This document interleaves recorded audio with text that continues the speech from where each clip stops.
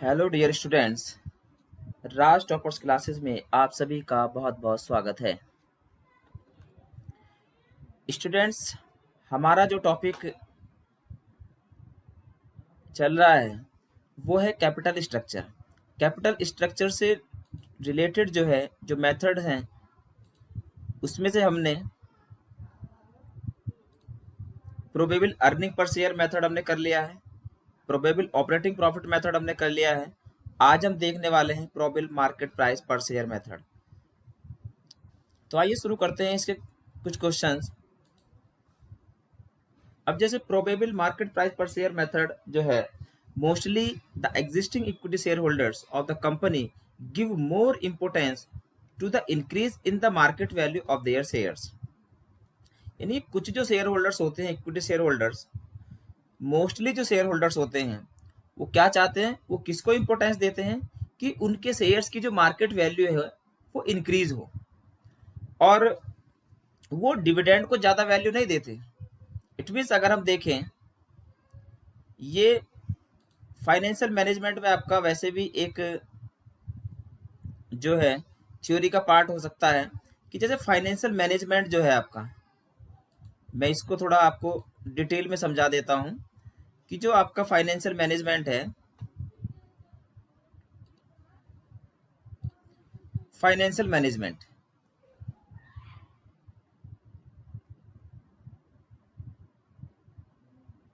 ये financial management हम यहाँ पर कर रहे हैं। तो इसमें जो है इसके गोल्स होते हैं। एक होता है प्रॉफिट मैक्सिमाइजेशन, और ये जो क्वेश्चन है स्टूडेंट्स एग्जाम में बहुत ज्यादा पूछा जाता है। और एक होता है आपका वेल्थ मैक्सिमाइजेशन।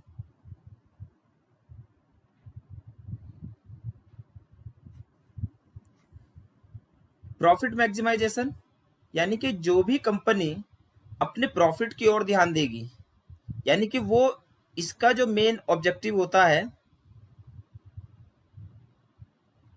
इसका मेन ऑब्जेक्टिव होता है मोर प्रॉफिट। ये केवल इस पे ध्यान देते हैं कि प्रेजेंट में जो है हमारा प्रॉफिट जो है वो ज्यादा हो। और कुछ कंपनीज जो है वो प्रॉफिट पे ध्यान नहीं देती है, वो चाहती है कि हमारा इन फ्यूचर जो है हमारी वेल्थ इंक्रीज हो। वेल्थ, ये जो प्रॉफिट मैक्सिमाइजेशन होता है ये केवल शॉर्ट टर्म के लिए होता है।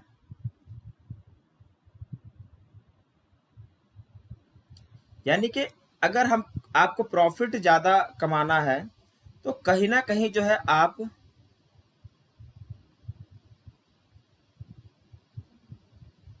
क्वालिटी के साथ में जो है क्या करेंगे, सेक्रीफाइस करेंगे। और क्वालिटी के साथ सेक्रीफाइस करके आप जो है अच्छा प्रोडक्ट तो दे नहीं पाओगे। उससे क्या है कि आप सस्ता बनाने के चक्कर में, एक जो है प्रॉफिट अर्न करने के चक्कर में ज्यादा जो है फ्यूचर में जो आपकी एक वेल्थ इंक्रीज होनी थी वो आप नहीं कर पाओगे। तो प्रॉफिट मैक्सिमाइजेशन जो है ये आपका शॉर्ट टर्म के लिए होता है। और जो वेल्थ मैक्सिमाइजेशन है, अगर आप प्रॉफिट धीरे धीरे भी अर्न कर रहे हैं और अपना जो नाम है, एक तरीके से आप देखें जैसे गुडविल होती है, कुछ लोग जो है धीरे धीरे अपना नाम कमाते हैं, और उनका मेन मकसद क्या होता है कि जो उनकी जो वेल्थ है वो ज्यादा से ज्यादा हो। तो इनका जो मेन ऑब्जेक्टिव होता है, इनका मेन ऑब्जेक्टिव होता है क्या, कि ये जो है अपनी वेल्थ को इंक्रीज करते हैं। और प्रॉफिट पे इनका इतना फोकस नहीं होता है, प्रॉफिट चाहे इनका कम हो, बट ये वेल्थ को जो है अपना बढ़ाना चाहते हैं। और ये जो होता है ये लॉन्ग टर्म के लिए होता है। तो इसका जो है प्रॉफिट मैक्सिमाइजेशन और वेल्थ मैक्सिमाइजेशन के ऊपर जो है मैं एक अलग से जो है वीडियोस लेकर आऊंगा, और उसको जो है इन दोनों टॉपिक्स को वहां पे मैं क्लियर करूंगा। ये मैंने थोड़ा सा आपको यहाँ पे एक्सप्लेन कर दिया है, वो इसलिए क्योंकि यहाँ पे जैसे क्वेश्चन में कहा गया है क्या, कि कुछ मोस्टली जो शेयर होल्डर्स होते हैं वो डिविडेंड पे ज्यादा फोकस नहीं करते, वो फोकस करते हैं कि उनके शेयर्स की वैल्यू बढ़े। उनके शेयर्स की वैल्यू बढ़ेगी कब? तो अगर उनके शेयर्स की वैल्यू बढ़ती है इट मीन्स उनका जो है वेल्थ इंक्रीज हो रहा है। और अगर डिविडेंड पर वो फोकस करेंगे इट मीन्स उनका प्रॉफिट जो है, इट मीन्स वो प्रॉफिट को ज्यादा वैल्यू दे रहे हैं। तो ये एक तरीके से ये हो जाएगा आपका वेल्थ मैक्सिमाइजेशन। और अगर वो डिविडेंड पे ज्यादा फोकस करेंगे तो दैट इज हमारा क्या हो जाएगा? Profit maximisation. Therefore, while choosing the best option of financial management, the market value per share should be taken as the basis। यानी कि इसमें हम क्या ऑप्शन चूज करेंगे कि जो मार्केट वैल्यू है शेयर्स की, the option in which the potential market value is maximum, that option will be considered the best. यानी कि जिसकी भी मार्केट वैल्यू जो है शेयर्स की ज्यादा होगी, हम उस ऑप्शन को जो है यहाँ पे बेस्ट कंसिडर करेंगे। इसका फॉर्मूला क्या होगा कि हमें मार्केट प्राइस पर शेयर अगर निकालना है तो EPS into PE ratio. PE ratio होता है हमारा प्राइस टू अर्निंग रेशियो। अगर पीई रेशियो निकालना है तो market price per share upon में अर्निंग पर शेयर, ये हमारा फॉर्मूला हो जाएगा। अब अगर हम देखें इसमें कि जैसे हमारा फर्स्ट क्वेश्चन है, इसके अकॉर्डिंग अगर हम करते हैं तो इसमें हमें और कुछ नहीं करना। जैसे हमारे ये सॉरी ईपीएस हम निकालते थे, ईपीएस 3 हमारे पास अल्टरनेट है।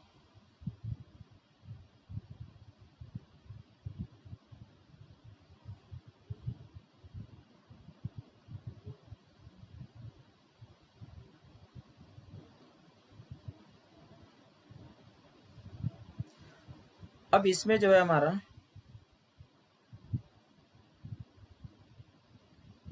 जैसे ये हमारा पार्टिकुलर्स हो जाएगा, ये एग्जिस्टिंग जो है हमारा, ये अगर जैसे फर्स्ट अल्टरनेट हमारा क्या था, इश्यू ऑफ डिबेंचर्स, और सेकंड अल्टरनेट था हमारा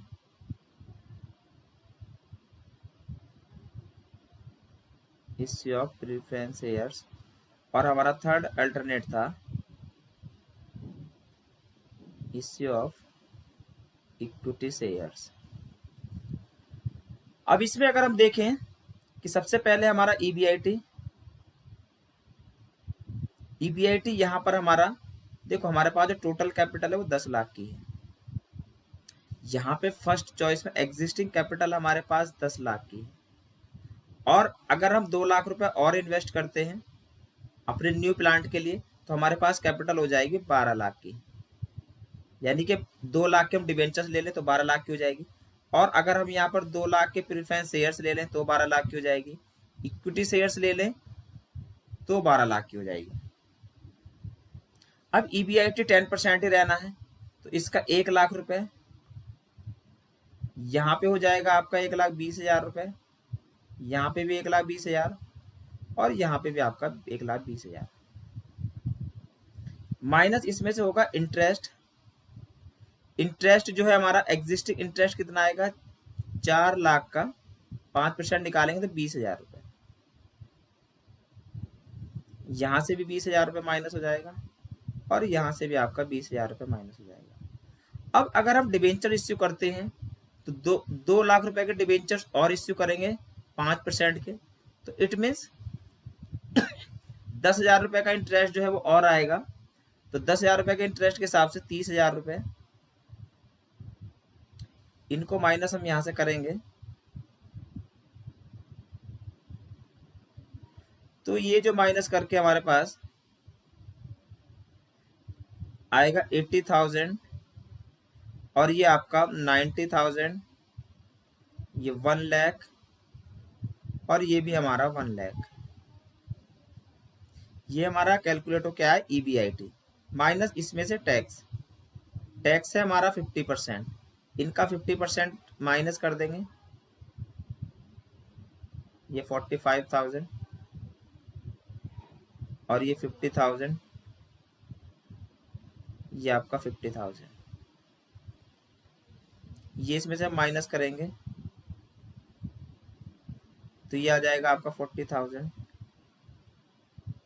और ये आपका आएगा 45,000, ये आएगा हमारा 50,000 और ये भी हमारा 50,000। ये EAT। फिर इसमें से माइनस करेंगे हम PD।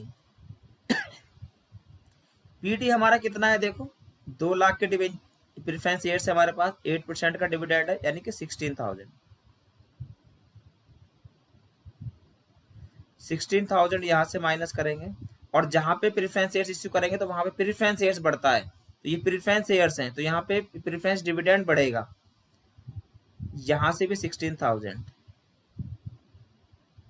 अब 2 लाख के हम 8% प्रेफरेंस शेयर्स और अगर इश्यू करें तो हमारा 16,000 का डिविडेंड और बढ़ जाएगा। इट मीन्स डिविडेंड कितना हो जाएगा हमारा 32,000 का। इसको माइनस करेंगे, ये हमारा आएगा 24,000।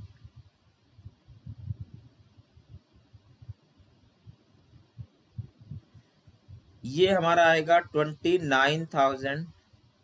ये हमारा आएगा 18,000 और ये हमारा आएगा 34,000। इसके बाद अगर हम देखेंगे कि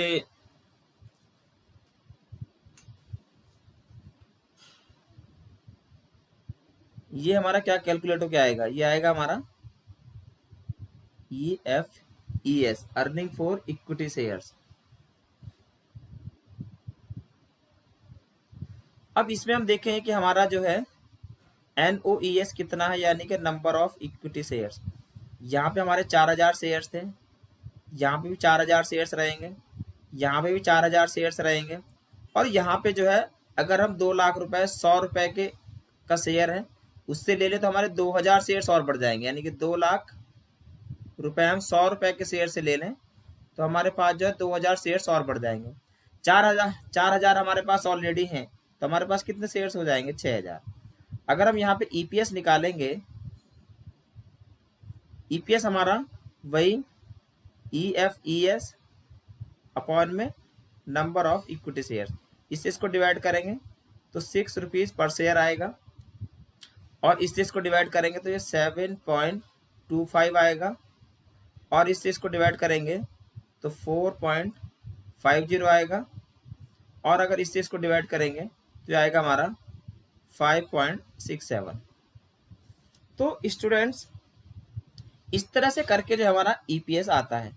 अगर हमें अर्निंग पर शेयर मेथड करना है तो अर्निंग पर शेयर मेथड इसी तरह से होता है, और उसमें जो हम EPS के बेसिस पे बता देते हैं कि कौन सा जो चॉइस है वो हमारी सही है, यानी कि जो कौन सा अल्टरनेटिव हमारा बेस्ट है।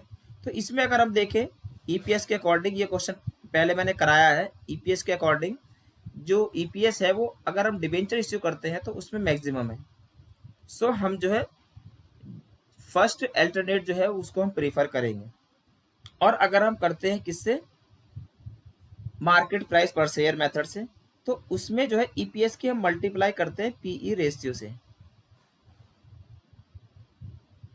PE रेशियो से तो ये मार्केट MPPS यानी कि मार्केट प्राइस पर शेयर निकल के आ जाएगा। अब हमारा जो है ये देखो प्राइस अर्निंग रेशियो कितना है, 20, 17 और 16। ये फर्स्ट अल्टरनेट में हमारा 20 है, ये 17 है, और ये आपका 16 है। इसकी हम इनकी जो है दोनों की मल्टीप्लाई कर देंगे, तो ये मल्टीप्लाई करके जो आएगा आपका 0, 2 5 जा 10, 2 2 जा 4 1 5 और 2 7 जा 14, 14.50। इससे इसकी मल्टीप्लाई करेंगे तो 17 0 17, 17 5 जा 85, कैरी 8, 17 4 जा 68 और 8 76, यानी कि 70 ये जो आपका आएगा, ये आएगा 145, यानी कि 145 रुपीज मार्केट प्राइस। इसका आएगा 76.50। इसका आएगा आपका 16 7 जब 112 कैरी 11, 16 6 जब 96 और 107 कैरी 10, 16 5 जब 80 और 10 90, यानी कि 90 रुपीज 75 पैसा। ये मार्केट प्राइस जो है पर शेयर हमारा निकल के आ गया। अगर हम डिबेंचर इश्यू करते हैं तो हमारा जो मार्केट वैल्यू रहेगी एक शेयर की वो 145 रुपये रहेगी, और अगर प्रेफरेंस शेयर्स इश्यू करते हैं तो मार्केट वैल्यू हमारी 76.50 रहेगी, और अगर हम इक्विटी शेयर इश्यू करते हैं तो 90.72 जो है वो हमारी मार्केट वैल्यू रहेगी। इसके अकॉर्डिंग अगर हम देखेंगे तो हमारा मार्केट वैल्यू जो है वो किस में ज़्यादा है, अगर हम डिबेंचर इश्यू कर रहे हैं तो हम क्या करेंगे कि जो फर्स्ट अल्टरनेट है उसको हम प्रीफर करेंगे कि वो जो है जो 2 लाख रुपए है नए प्लांट को लगाने के लिए, उसके लिए वो डिबेंचर इश्यू करें। तो स्टूडेंट्स, आई होप ये जो मेथड है आपको पसंद आया होगा और आपको समझ भी आया होगा। तो आई होप ये लेक्चर जो है आपको पसंद आ रहे होंगे। ये लेक्चर आपको अगर पसंद आ रहे हैं तो प्लीज़ हमारे चैनल को लाइक कीजिए, सब्सक्राइब कीजिए और ज़्यादा से ज़्यादा इसको शेयर कीजिए। Thank you.